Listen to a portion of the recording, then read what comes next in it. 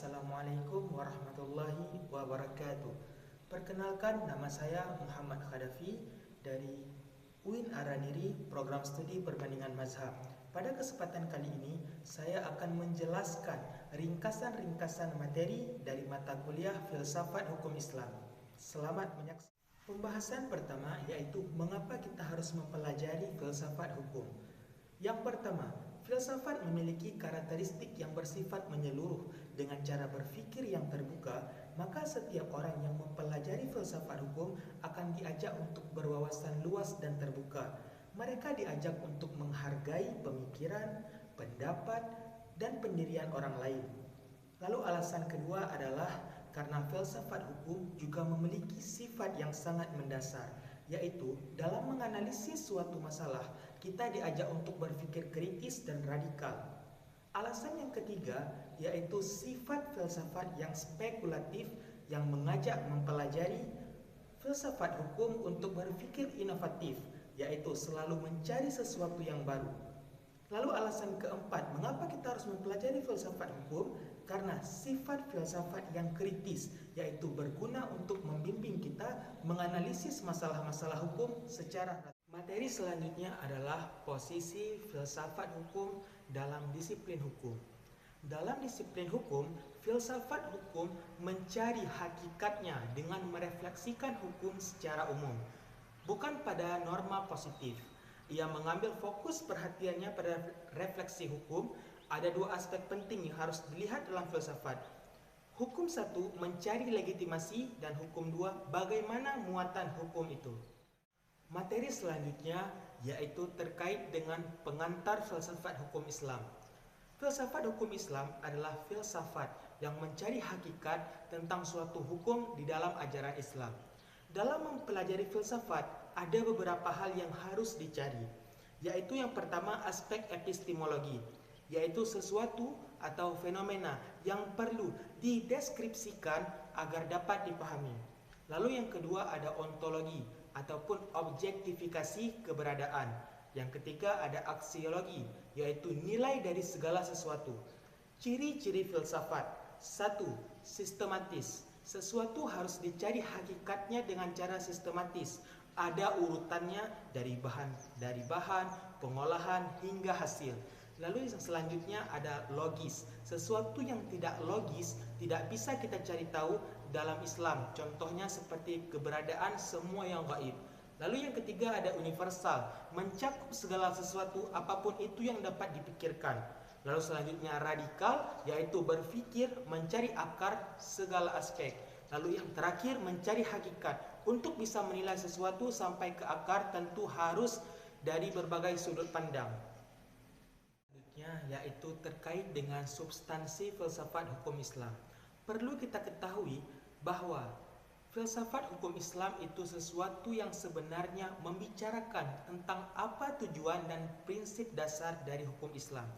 Dengan ini timbullah istilah Islamic law ataupun Islamic jurisprudensi.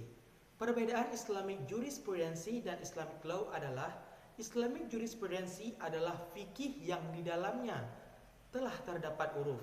Fikih adalah salah satu bidang ilmu dalam syariat Islam yang secara khusus membahas tentang persoalan-persoalan hukum yang mengatur berbagai aspek kehidupan manusia, baik kehidupan pribadi maupun kehidupan bermasyarakat. Sedangkan Islamic law adalah syariah yang sumbernya langsung dari Allah Subhanahu wa taala. Syariah berarti merupakan jalan hidup seorang muslim, yaitu untuk memuat ketetapan-ketetapan Allah Subhanahu wa taala dan Rasulnya, baik berupa larangan maupun berupa suruhan, meliputi seluruh aspek hidup dan kehidupan manusia. Aliran filsafat dalam hukum Islam. Terdapat dua aliran, yaitu aliran fuqaha dan aliran mutakallimin. Aliran fuqaha adalah aliran yang membangun usul fiqh di bawah pengaruh keputusan fikih dari mazhab. Dapat dipahami, mereka menyusun atau mengkaji usul fiqh untuk memperkuat mazhab mereka. Aliran ini dianut oleh mazhab Hanafi. Lalu selanjutnya aliran mutakallimin. Aliran mutakallimin adalah aliran yang membangun usul fiqh secara teoritis. Dapat dipahami bahwa aliran ini menyusun usul fiqh, menetapkan kaidah-kaidah dengan dalil nakli dan akli. Perbedaan antara dalil fuqaha, aliran fuqaha dan aliran mutakallimin.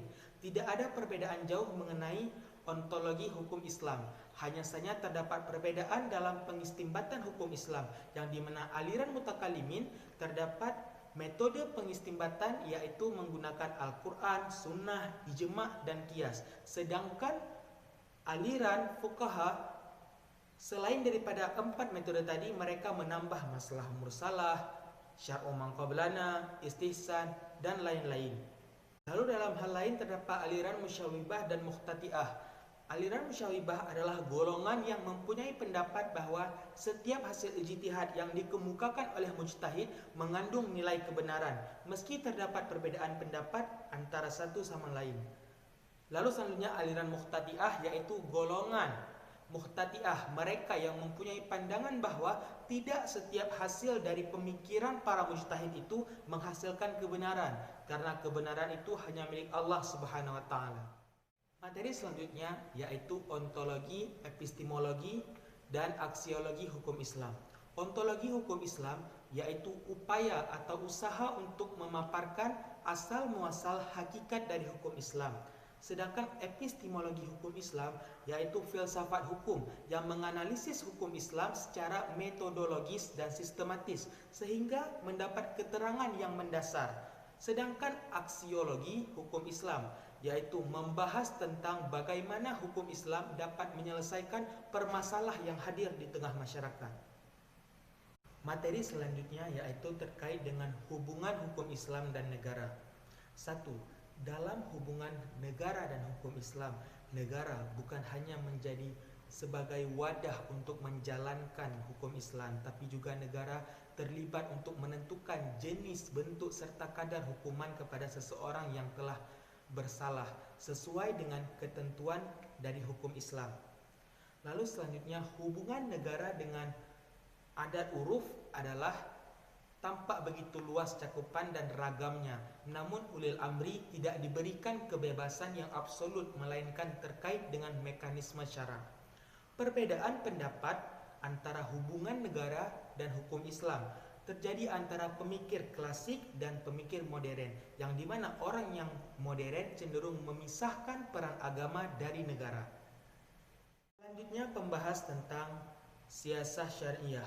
Siasah syariah adalah mengurus negara dan masyarakat berdasarkan syariat. Cakupan fikih dalam siasah syariah, siasah maliyah yaitu politik keuangan, lalu siasah dusturiah, politik peraturan perundang-undangan, lalu siasah qadaiyah yaitu politik keadilan, siasah idariyah, lalu politik manajemen dan aparatur negara, dan yang terakhir siasah alaqah dauliyah yaitu hubungan internasional. Dan siasah syariah akan terus berkembang seiring dengan perkembangan zaman dan ijtihad yang ada.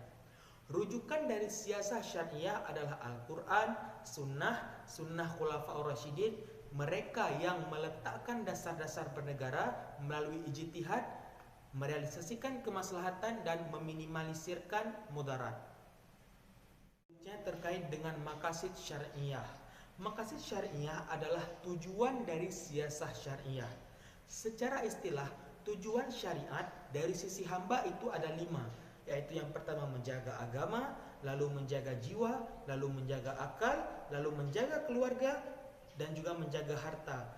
Dan setiap yang memperhatikan 5 konsep ini adalah maslahah, baik ataupun positif. Lalu setiap orang yang keluar daripada 5 konsep ini adalah mafsadah, yaitu buruk dan negatif.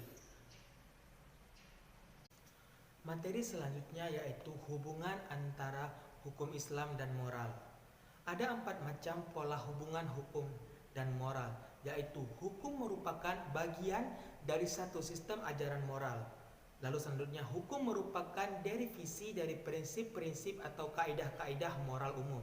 Ada persinggungan titik singgung antara kaidah hukum dan kaidah moral, dan tidak ada hubungan antara hukum dan moral karena kedua bidang ini bukan hanya 2 hal yang terpisah, tapi juga 2 aspek yang berbeda. Hubungan antara hukum dan moral membuktikan bahwa terdapat 2 perbedaan pendapat. Ada pendapat yang mengatakan bahwasanya hukum dan moral itu tidak dapat dipisahkan, dan juga ada pendapat yang mengatakan bahwa hukum dan moral itu berpisah. Sedangkan dalam Islam menyetujui bahwasanya hukum dan moral tidak dapat dipisahkan. Pendapat pertama yang mengatakan bahwasanya antara hukum dan moral mempunyai hubungan adalah mengatakan bahwa hukum tanpa moral adalah kezaliman, sedangkan moral tanpa hukum adalah anarki yang menjurus kepada peri kebenatangan. Hukum tanpa adanya moralitas tidak akan bertahan lama. Pada pendapat kedua, yang mengatakan bahwa hukum Islam itu terpisah dengan moral, mengatakan bahwa hukum itu harus dibersihkan dari unsur-unsur yang tidak yuridis, etis, sosiologis, politis, dan sebagainya. Mereka secara tegas memisahkan bahwa hukum dan moral berada di pihak yang berbeda. Sedangkan dalam Islam menyatakan bahwa hukum Islam pada pelaksanaannya sangat memperhatikan nilai-nilai akhlak ataupun moral dalam seluruh aspeknya yang merupakan akibat dari karakteristik tidak dapat dipisahkan. Mungkin hanya ini saja yang dapat saya paparkan. Bila mana ada kurang dan kesalahan saya mohon maaf. Hadanallahu wa iyyakum ajma'in wa billahi taufiq wal hidayah. Wassalamualaikum warahmatullahi wabarakatuh.